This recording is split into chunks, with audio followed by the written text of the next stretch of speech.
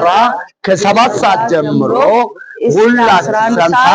ሁላችንም የእግዚአብሔርን ጸጋ እንካፈላለን። እንወዳቸዋለን። ተባረኩ። ጥምቀት ቀን ኢየሱስ ይመለካል።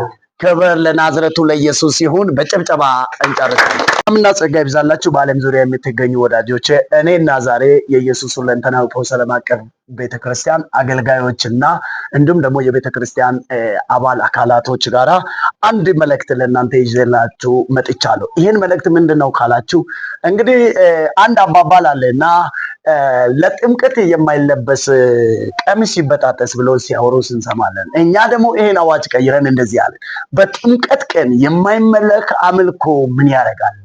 በዚህ ቀን ደግሞ ብዙዎቹን ከሱስ ወደ ኢየሱስ ለመጥራት ስለፈለገን እናንተን ሁላችሁ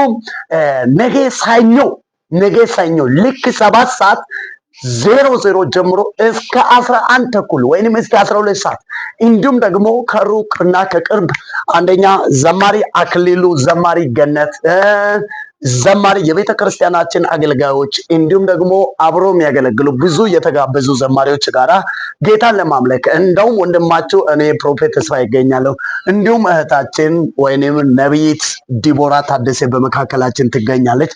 አብረን ልክ 7 ሰዓት ጀምሮ እግዚአብሔር በረዳን እስከ 11 ሰዓት ታላቅና ድንቅ ታምራት የሆነው እግዚአብሔርን ክብር አብረን እናያለን። ስለዚህ ሁላችሁንም ለመጋበዝ ከቤተ ክርስቲያን አካላቶች ጋር መጥቻለሁ። 1 2 3